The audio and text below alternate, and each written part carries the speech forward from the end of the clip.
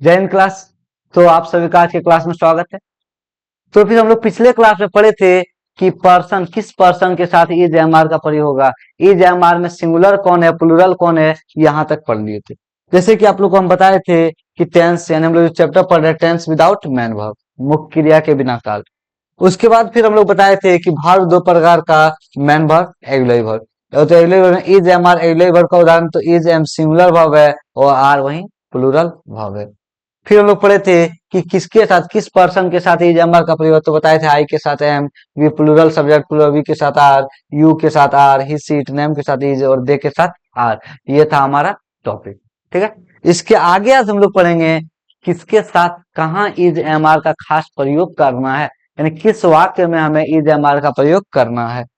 तो फिर आज जो हमारा टॉपिक है वो है इज एम आर।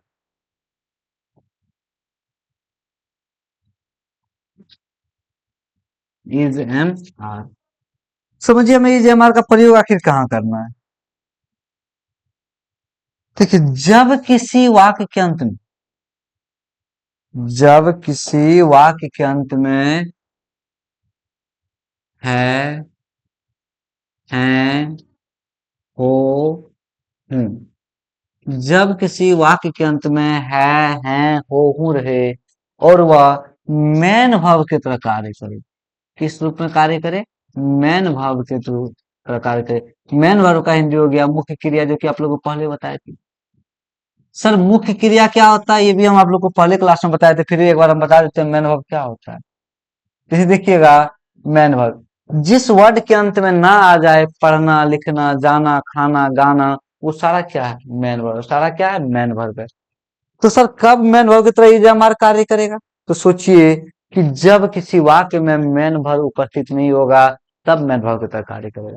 आप एक उदाहरण की तरफ सोचिए कि आपके, चूंकि मालिक जो आपके घर में मम्मी या पापा, जब आपके घर में मालिक नहीं होगा, मतलब मम्मी पापा नहीं होगा, और बाहर में कोई सामान बिकने आ गया, यानी कोई आइसक्रीम बेचने वाला आ गया या और कुछ बेचने वाला आ गया, तो वहां आप मम्मी पापा से ना पूछ के खुद से ही पैसा निकाल के जाके सामान खरीद लो। क्योंकि मालिक तो आपका मम्मी पापा में से कोई एक है, लेकिन अब घर में दोनों में नहीं उपस्थित है, तो आपको छोटा भाई भी आइसक्रीम दिलाना है, तो अब मालिक आप हो गए। सोचिए कि आपको बाजार भेजा सामान लाने, और वहां पे तो मम्मी पापा तो उपस्थित नहीं है, बाजार में क्या सामान खरीदना है वो आप पे निर्भर करता है, तो वहां मालिक आप हो गए। लेकिन चूंकि मालिक आपका मम्मी पापा है, यानी मैन वर्ब, उसी तरह जब किसी वाक्य के अंत में मैन वर्ब उपस्थित नहीं हो, तो इज एम आर जो कि हेल्पिंग वर्ब है, वो मैन वर्ब की तरह कार्य करना शुरू कर देता है। तो इसके लिए हम लोग स्ट्रक्चर जानते हैं, स्ट्रक्चर जानते हैं, STRUCTURE। स्ट्रक्चर, स्ट्रक्चर मतलब होता है ढांचा। ध्यान दीजिएगा, किसी भी काम को करने से पहले हमें ढांचा की आवश्यकता पड़ती है, यानी जिसको मैथ में हम लोग फॉर्मूला करते हैं। तो इंग्लिश में हमें स्ट्रक्चर की आवश्यकता पड़ती है कि कहाँ हमें इज लगाना, कहाँ एम लगाना और कहाँ क्या करना। तो देखिए, subject plus is am are, तो स्ट्रक्चर हो जाएगा subject plus is am are plus other words, plus other words. तो अदर वर्ड्स का मतलब होता है अन्य बातें, जैसे कि नाउन, एडजेक्टिव, एडवर्ब यूज ना करके सीधा हम लोग क्या लिखे? Other words. इसमें नाउन भी आ जाएगा, एडजेक्टिव भी आ जाएगा, एडवर्ब भी आ जाएगा, सारा चीज आ जाएगा। तो अदर वर्ड्स मतलब अन्य बातें। तो हमारा मोटा मोटी एक स्ट्रक्चर हो गया जिसके आधार पे हमारा सारा सेंटेंस बनेगा। वो क्या हो गया? Subject plus is am are plus other words, subject plus is am are plus other words. समझे? तो ये हो गया हमारा स्ट्रक्चर। जब किसी वाक्य के अंत में है, हो, रहे और वह मैन भाव के तरह कार्य करे, तो हमें किसका यूज करना है? इज एम आर का। ये भी आप समझिए, जैसे देखिए, अगर कहें मैं पढ़ा रहा हूं, तो पढ़ाना इसमें मैन वर्ब हो गया। लेकिन यदि कहें मैं तैयार हूं, तो देखिए इसमें लिखना, पढ़ना, जाना, खाना नहीं आ रहा। मैं तैयार हूं यानी सीधा सीधा मैन वर्ब नहीं है, तो हूं मैन वर्ब की तरह कार्य का। तो सेंटेंस देखिएगा, जैसे, जैसे मैं तैयार हूं, मैं तैयार हूं, यानी हूं मैन वर्ब की तरह कार्य कर रहा है। क्यों? क्योंकि सेंटेंस में मैन वर्ब उपस्थित नहीं है। तो सबसे पहले सब्जेक्ट, यानी जिसके बारे में चर्चा किया जाता है, वही क्या होता है? सब्जेक्ट। तो यहाँ चूंकि चर्चा किसका? मैं तैयार हूं, तैयार रहने वाला कौन? मैं। तो देखिएगा, subject plus is am are, तो आपको हम बताए थे किसके साथ इज, किसके साथ एम आर, तो आई के साथ बताए थे एम का प्रयोग होगा, आई के साथ एम। तो फिर आगे बढ़ते हैं। ये देखिए, सबसे पहले सब्जेक्ट लिखना है। सब्जेक्ट क्या हो गया, आई। आई के साथ ये जो हमारे में हूँ का इंग्लिश क्या हो गया, एम। यानी आई एम का आता है, सातों जन्म में तुझसे करता रहूंगा प्यार। और तैयार का इंग्लिश होता है रेडी। मैं तैयार हूँ, यानी I am ready. I am ready. जैसे आप खुश हैं, आप खुश हैं। देखिए, तो इस सेंटेंस को पढ़िए, कहीं भी लिखना पढ़ना जाना खाना आ रहा है क्या, या हंसना गाना नहीं आ रहा है। सीधा सीधा क्या बता रहा है, आपकी स्थिति मनोस्थिति कि आप कैसा है, खुश है। तो यानी है इसमें मैन भाव की तरह कार्य कर रहा है किस रूप में कार्य कर रहा है, मैन भाव की तरह कार्य कर रहा है। तो हमें सीधा सीधी इज एम आर का प्रयोग करना है। जैसे आप खुश है, आपका इंग्लिश क्या हो गया, यू। यू के साथ इज एम आर में देखिए, यू भले सिंगुलर है, लेकिन हमेशा अपने बड़े भाई का साथ देता है। यू हमेशा अपने साथ कैसा भाव लेगा, आर लेगा, यानी प्लूरल भाव लेगा। तो यू के साथ इज एम आर में क्या हो जाएगा, यू आर। यू आर खुशी का इंग्लिश, खुश का English happy. You are happy. तो फिर हेडिंग डालिएगा इज एम आर, उसके बाद हम आप लोग को लिखाते हैं। ठीक है, कॉपी रखना है, लिखते चलना है। अगर ये नहीं लिखिएगा तो फिर काम नहीं चलने वाला है, समझ गए। जैसे आप खुश हैं, आप खुश हैं, तो क्या, यू आर हैप्पी। तो इज एम आर हेडिंग डालिएगा, उसके बाद हम पहचान लिख के देखिएगा, हम लिखा देते हैं। पहचान को इंग्लिश में कहते हैं आइडेंटिटी।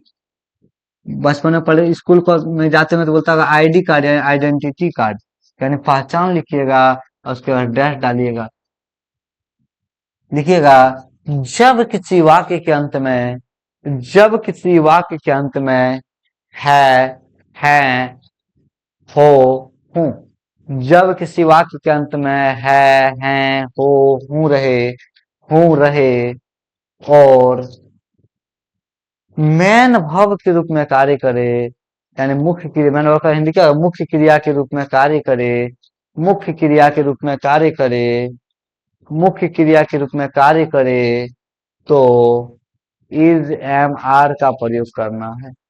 तो इज एम आर का प्रयोग करना है। स्ट्रक्चर उसका दी लिख लिए, इज एम आर का प्रयोग करना है। तो स्ट्रक्चर लिखना है, subject plus is am are plus other word.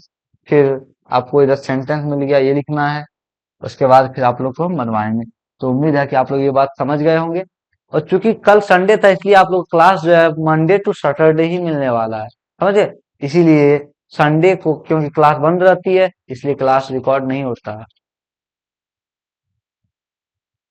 तो फिर मैं तैयार हूँ, आई एम रेडी। आप खुश है, यू आर हैप्पी, उतार लेंगे जल्दी से।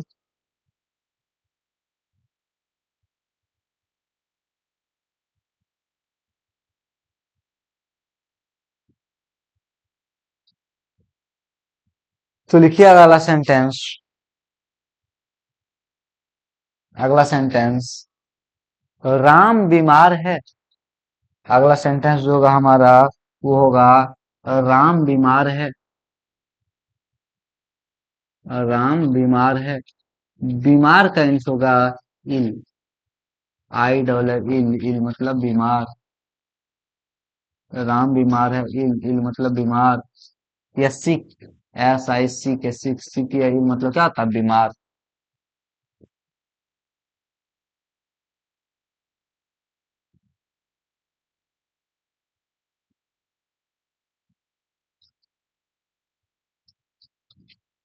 बन रहा होगा। तो देखिए, सबसे पहले है मैन, राम बीमार है, इसमें मैन वर्ब के रूप में है कार्य कर रहा है, यानी इज एम आर का प्रयोग। सब्जेक्ट क्या हो गया, राम। राम हो गया, तो Ram singular subject singular verb, ध्यान दीजिएगा। इज एम आर में नाम हो गया, नाम राम कितना एक, तो singular subject singular verb, concept बता के रखे हैं आप लोग को। Singular subject singular verb, plural subject plural verb. जो भी भाई बहन क्लास नहीं देखे हैं पीछे, तो वो जाके देख लेंगे, हम लिंक डाल देंगे डिस्क्रिप्शन में। तो राम बीमार है, राम के साथ is am are, Ram singular subject singular verb, Ram is ill. Ram is ill, क्योंकि है इज हो गया, बीमार का English ill. Subject plus is am are plus other word. अगला सेंटेंस तो आप लोग सबसे बना होगा, जिनसे नहीं बना वो उतार लेंगे। अगला सेंटेंस, वह दुखी है। वह दुखी है, तो वह दुखी है। और वह दुखी यहाँ स्त्रीलिंग या पुल्लिंग का बोध नहीं हो रहा है, इसलिए ही सी में आप कुछ भी लगा सकते हैं। ही सी में आप कुछ भी लगा सकते हैं।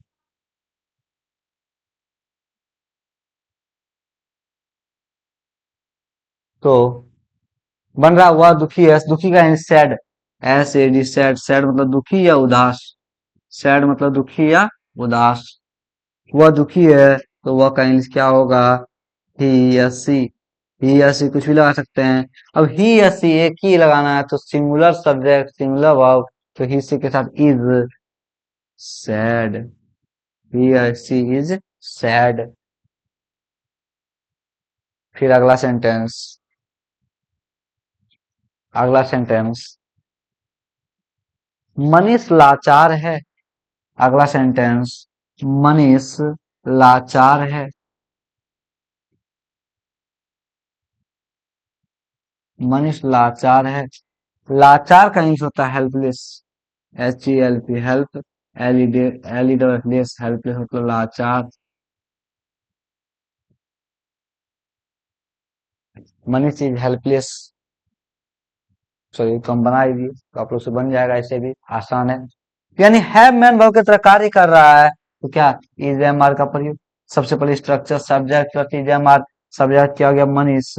मनीष के साथ इज एम आर में क्या लगेगा? इज। लाचार का English help. L E double F less. Manish is helpless. Manish is helpless.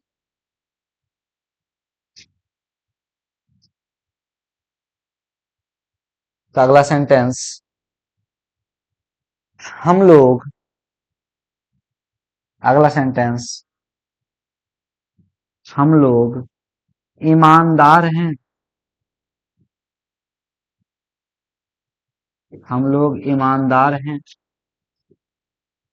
ईमानदार का इंग्लिश हो जाता है, ईमानदार का इंग्लिश हो जाता है honest. H O N E S T. Honest. Honest मतलब ईमानदार। ऑनेस्ट। ऑनेस्ट मतलब ईमानदार।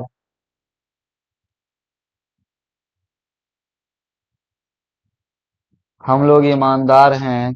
हम लोग प्लूरल सब्जेक्ट प्लूरल वर्ब, तो वी। हम लोग का इंग्लिश क्या हो जाएगा? वी। है में तो इजमार में वी के साथ प्लूरल सब्जेक्ट प्लूरल वी के साथ आर, क्योंकि इजमार में आर प्लूरल है। We are honest. We are honest. कोई दिक्कत नहीं होना चाहिए। तो अगला सेंटेंस, वे लोग। वे लोग बुद्धिमान हैं। वे लोग बुद्धिमान हैं। बुद्धिमान हैं, यानी बुद्धिमान का इंग्लिश होता है wise. W I S C, wise. Wise मतलब बुद्धिमान। W I S C, wise. Wise मतलब बुद्धिमान। तो बन जाना चाहिए। वे लोग का इंग्लिश दे। जो भी भाई बहन पीछे क्लास नहीं किए हैं, और अगर यदि आपको लग रहा है कि सर ये तो बच्चा वाला है, तो बाबू शुरुआत हमेशा बच्चा वाला से ही करते हैं। आप जैसे पढ़ते चलिएगा 3-4 क्लास में आपको नजर आ जाएगा अंतर कि बच्चा वाला है या क्लास 12 का है। समझ गए? तो इसीलिए आगे बढ़िएगा। वे लोग बुद्धिमान हैं, तो वे लोग का इंग्लिश दे। दे के साथ is am are plural subject plural verb are. They are wise. They are wise. कोई दिक्कत नहीं होना चाहिए। आप लोग को कोई दिक्कत नहीं हुआ होगा। अब हम आपको एक कंसेप्ट बताते हैं कि इसके आगे कि बाबू कहाँ ए या एन का प्रयोग होगा। कहाँ क्योंकि हमें अब यहाँ सेंटेंस में जरूरत है, इसमें जरूरत है, इसीलिए हम आप लोग को बता रहे हैं कहाँ ए या एन का प्रयोग होगा। ए एन मतलब होता है एक, जो कि आर्टिकल है। ए एन का मतलब क्या होता है? एक, जो कि आर्टिकल है। तो ए एन हमेशा सिंगुलर के पर यूज होता है। सिंगुलर मतलब जो संख्या में एक होता है। और सिंगुलर नाउन, ए एन हमेशा सिंगुलर नाउन के पर यूज होता है जो संख्या में एक होता है। तो देखिएगा ए एन का कहाँ प्रयोग होगा? जब, यानी सिंगुलर नाउन।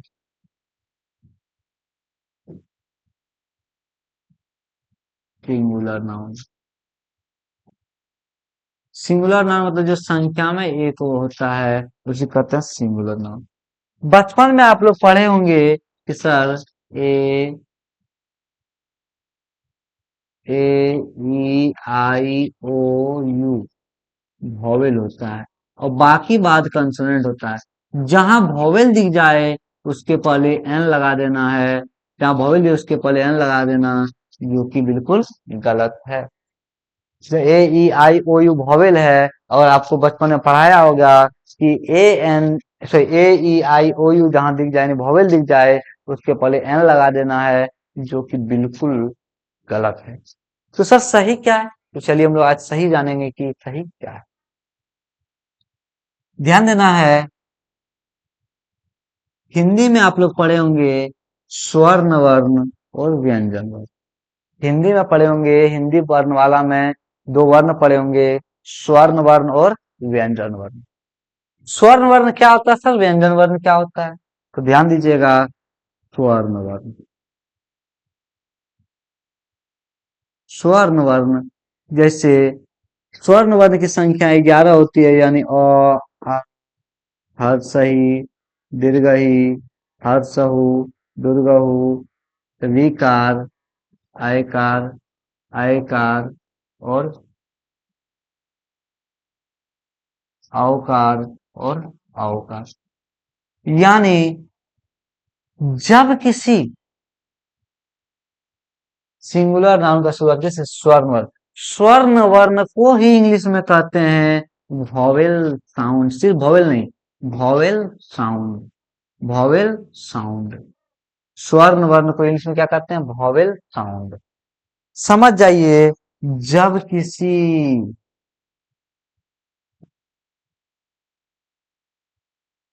अरे यस, जब किसी स्वर्ण वर्ण का शुरुआत यानी सॉरी जब किसी सिंगुलर नाउन का शुरुआत हिंदी के स्वर्ण वर्ण यानी अ आ सही दीर्घई हर्षो दीर्घोरी कार ऐकार औकार औकार यानी का शुरुआत हिंदी के स्वर्ण वर्ण से हो। जब किसी सिंगुलर नाउन के का अंग्रेजी उच्चारण का शुरुआत हिंदी के स्वर्ण वर्ण से हो, तो उसके पहले हमें आंख कान मूंद के एन लगाना है। क्या लगाना है सर? एन लगाना है। अब कहिएगा सर कैसे? जैसे A double P L E, बचपन में पहला वर्ड पढ़े होंगे एप्पल, तो देखिए एकार से आ रहा है एप्पल, तो एप्पल क्या हो गया? स्वर्ण वर्ण हो गया एकार। यानी देखो, अंग्रेजी उच्चारण का हिंदी यानी अंग्रेजी उच्चारण का शुरुआत यदि हिंदी के स्वर्ण वर्ण से हो तो एन लगाना है। तो यहाँ क्या लग जाएगा?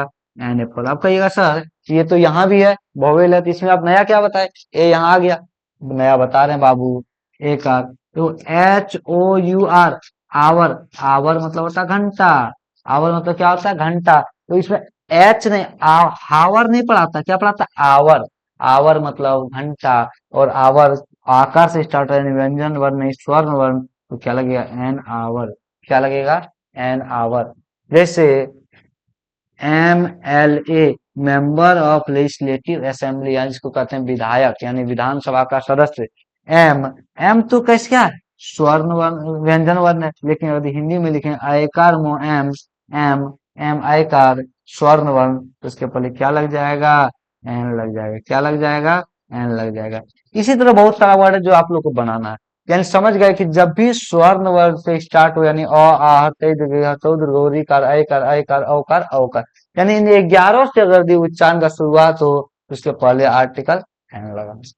आते हैं इधर व्यंजन वर्ण की ओर, तो आप लोग बचपन में पढ़े होंगे बाबू मेरे व्यंजन वर्ण, व्यंजन वर्ण यानी मोटा मोटी क ख से, यानी इसको कहते हैं इंग्लिश में consonant sound, consonant sound, consonant sound. क्या कहते हैं? Consonant sound. यानी मोटा मोटी अगर यदि क ख से लेकर के अक्षर ज्ञ तक जो भी वर्ड आ रहा है वो क्या कहते हैं? मुख्य रूप से वर्ण वर्ण तो व्यंजन वर्ण। हिंदी नहीं पढ़ रहे इंग्लिश, तो इसलिए व्यंजन वर्ण होता है यानी क ख अक्षर ज्ञ, तो इसके पहले हमें ए लगाना है। क्या लगाना? ए। अब कहिएगा सर कैसे? जैसे देखिए कहें teacher, T E A C H E R teacher, तो टॉ, टॉ से क्या हो गया? स्वर्ण वर्ण स्वर हो गई, तो व्यंजन वर्ण टॉ क्या हो गया? व्यंजन वर्ण हो गया। तो क्या लगाएंगे इसके पहले? आप कहिएगा सही, तो नॉर्मली बात है, कंसोनेंट हमको भी बताया था। आके देखिए यहाँ, यूनिवर्सिटी, यूनिवर्सिटी, यूनिवर्सिटी मतलब होता है, यूनिवर्सिटी मतलब होता है विश्वविद्यालय। कॉलेज का जो मुख्यालय होता है उसको कहते हैं यूनिवर्सिटी। जैसे कोई भी कॉलेज होगा, उसका यूनिवर्सिटी जो होगा उसको क्या कहते हैं, यानी मुख्यालय को यूनिवर्सिटी कहते हैं। तो ध्यान देना है, य दुर्गहु से स्टार्ट हो रहा है, यूनिवर्सिटी य दुर्गहु से, यानी य मोटा मोटी कौन सा वर्ण हो गया, व्यंजन वर्ण। तो उसके पहले क्या लग जाएगा, ए लग जाएगा। क्या लग जाएगा, ए लग जाएगा। जैसे, जैसे स्टूडेंट, स्टूडेंट, दंत सटक निधु, यानी क्या, दंत स यानी क्या हो गया, स्वर्ण व्यंजन वर्ण हो गया, तो क्या लगेगा, ए स्टूडेंट। तो यानी आप बात समझ गए, जब किसी सिंगुलर नाउन का शुरुआत स्वर्ण वर्ण से, यानी जब किसी सिंगुलर नाउन के अंग्रेजी उच्चारण का शुरुआत स्वर्ण वर्ण से हो तो उसके पहले एन, और यदि व्यंजन वर्ण से हो तो उसके पहले ए लगाना है, उसके पहले ए लगाना है। तो आप नॉट डाल के लिखिएगा, N O T E not डाल के लिखिएगा, समझ, N O T E not. और इसके बाद आपको कभी इसमें फंसिएगा आप नहीं, N O T not, not डाल के लिखिएगा, नॉट डाल के लिखिएगा। जब किसी, जब किसी सिंगुलर नाउन, जब किसी सिंगुलर नाउन के अंग्रेजी उच्चारण, अंग्रेजी उच्चारण, अंग्रेजी उच्चारण का शुरुआत, अंग्रेजी उच्चारण का शुरुआत हिंदी के, हिंदी के स्वर्ण वर्ण, हिंदी के स्वर्ण वर्ण ब्रैकेट में वॉवेल साउंड, ब्रैकेट में वॉवेल साउंड के हो, के हो, तो इसके पहले, तो इसके पहले आर्टिकल, तो उसके पहले आर्टिकल एन लगाना है, उसके पहले आर्टिकल एन लगाना है। और, और यदि, और यदि उच्चारण का शुरुआत, और यदि उच्चारण का शुरुआत हिंदी के व्यंजन वर्ण से हो, हिंदी के व्यंजन वर्ण ब्रैकेट में कंसोनेंट साउंड, व्यंजन वर्ण ब्रैकेट में कंसोनेंट साउंड से हो, से हो, तो उसके पहले, तो उसके पहले आर्टिकल, आर्टिकल ए का प्रयोग करना है, आर्टिकल ए का प्रयोग करना है, ए का प्रयोग करना है, समझ गए। तो आप ये सारा एग्जाम्पल, यानी क्या बोलते हैं, एक शॉर्ट नोट्स के रूप में आप जिस तरह लिखा गया कॉपी में लिख लीजिएगा। यानी अब आपको एक बात समझ में आ गया कि ए एन का प्रयोग, ए या एन का प्रयोग कॉन्सोनेंट और वोवेल के हिसाब से नहीं, बल्कि वोवेल साउंड और कॉन्सोनेंट साउंड के हिसाब से करना, वोवेल साउंड और कॉन्सोनेंट साउंड के हिसाब से करना है। लिखेंगे इसको स्पीड से, ताकि हम लोग का टाइम नहीं जाए और आप लोग लिख भी लें जल्दी जल्दी, समझ गए। तो आप लोग लिख भी लें जल्दी जल्दी, दिख रहा होगा सबको अच्छा से। ज्यादा टाइम नहीं गवाएंगे, इसी तरह का आपको क्लियर कंसेप्ट मिलेगा। मेरे पास ऐसा कोई भी कंसेप्ट नहीं होगा जिसमें पेच, वो आपको सीधा सारा सरल तरीके से समझाया जाएगा, ताकि आपका जो इंग्लिश के प्रति डर है वो डर समाप्त हो। जनरली हमारे यहाँ कहा जाता है कि डर के आगे जीत, यानी डर के आगे जीते मतलब जब आपके अंदर से डर खत्म हो जाएगा कोई चीज का, तभी आप जीत पाएंगे। जिस प्रकार बचपन में आपको साइकिल चलाने का डर खत्म हुआ, गिरने का, या साइकिल से गिरने का डर जिस दिन खत्म हुआ, उसी दिन आप साइकिल सीख पाए। इसलिए डरना नहीं है।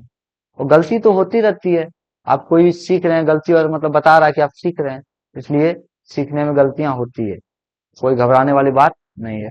और आप भूल जाइए कि आप इंग्लिश कठिन है, इंग्लिश बहुत आसान है। आप नीतीश सर के पास आ चुके हैं, तो आपको इंग्लिश आसानी से सिखाया जाएगा।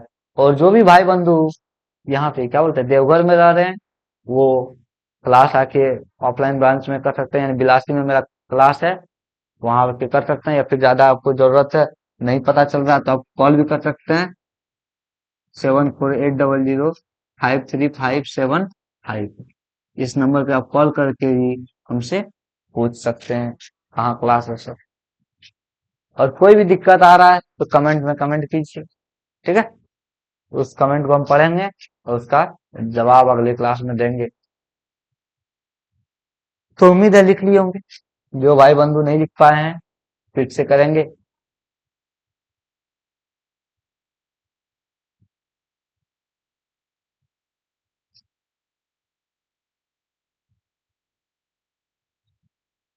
तो आगे बढ़े हम लोग।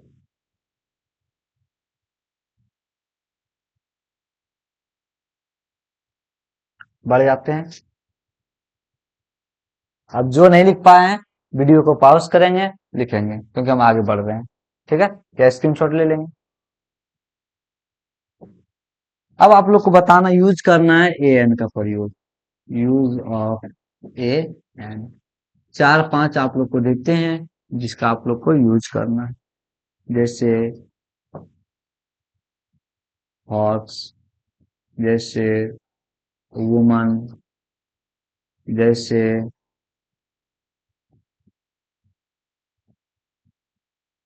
जैसे इंक पॉट, जैसे पेन, जैसे एक्टर, जैसे एमपी, जैसे एसडीओ, जैसे कॉलेज, यूनिवर्सिटी। तो यूनिवर्सिटी तो हो गया। जैसे क्या बोलते हैं उसको, वॉच। एक और दे ही देते हैं, जैसे बॉय। तो आपको यहाँ ए एन का यूज करना है। ए एन का यूज करना है, समझ गए।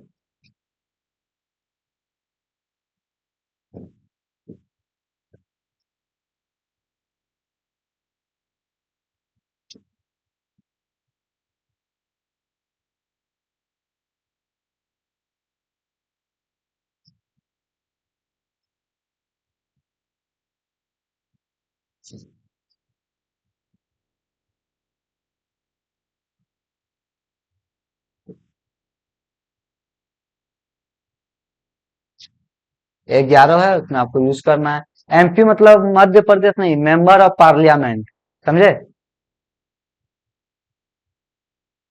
तो फटाक से लिखना है। और अभी हम जस्ट बताए, अगर भी किसी भी का शुरुआत अगर भी स्वर्ण वर्ण से हो रहा है, स्वर्ण वर्ण से यानी सिंगुलर नाउन का शुरुआत स्वर्ण वर्ण से हो रहा तो एन, और व्यंजन वर्ण से हो रहा तो ए। अभी जस्ट आप लोग समझ गए, तो उसी हिसाब से एन का यूज करेंगे।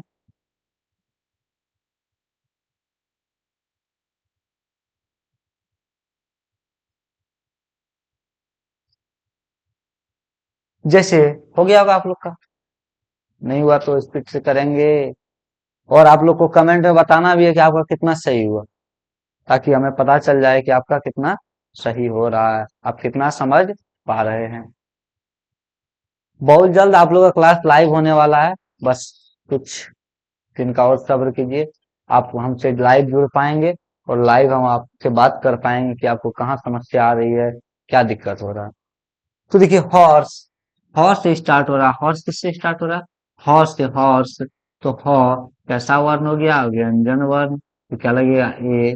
वही वुमन, वर्सो से स्टार्ट हो रहा है तो वह व्यंजन वर्ण वुमन, इसको वोमेन नहीं कहते, वुमन कहते, वुमन। तो ए वुमन, डब्ल्यू यानी क्या कहते हैं वह। टोमेटो, टोमेटो टो व्यंजन वर्ण ए। इंक पॉट, हर सही अनुस्वार पर हर सही स्वर्ण वर्ण तो एन। पेन, कॉस्ट ए यानी ए। एक्टर, आयकार यानी क्या, ये स्वर्ण वर्ण तो एन। एमपी, आय का मो एम, और पी एम पी यानी एम, ए का स्वर्ण वर्ण तो एन। एस डी ओ, आय का स्व एस, इसको एस डी ओ यानी क्या, स्वर्ण वर्ण तो एन। कॉलेज, को आकार चांद बिंदु, तो क्या को व्यंजन वर्ण ए। वॉच, वाकार ए। और बॉय, बॉ आकार चांद बिंदु तो यानी ए। यानी आप मोटा मोटी समझ गए पूरी तरीके से कि जब किसी का शुरुआत स्वर्ण वर्ण से हो तो एन, व्यंजन वर्ण से हो तो तो बताइए 11 में किसका कितना सही हुआ, कमेंट करके हम देख लेंगे। समझ में आया? तो फिर हम लोग आज क्लास इतना ही रखते हैं, कल हम लोग आगे बढ़ेंगे। अभी शुरुआत है इसलिए थोड़ा कम पढ़ा रहे हैं, फिर जब हम लोग पहुंच जाएंगे तो क्लास 40 मिनट 45 मिनट का होने लगेगा, एक दो क्लास के बाद। ठीक है, तो फिर मिलते हैं हम लोग नेक्स्ट क्लास में। और वो धन्यवाद। जनरली आपको क्लास सुबह 7 बजे मिल जाएगा, क्योंकि मेरा तबीयत खराब था इसलिए थोड़ा लेट रिकॉर्ड कर पा रहे हैं, इसलिए ठीक है।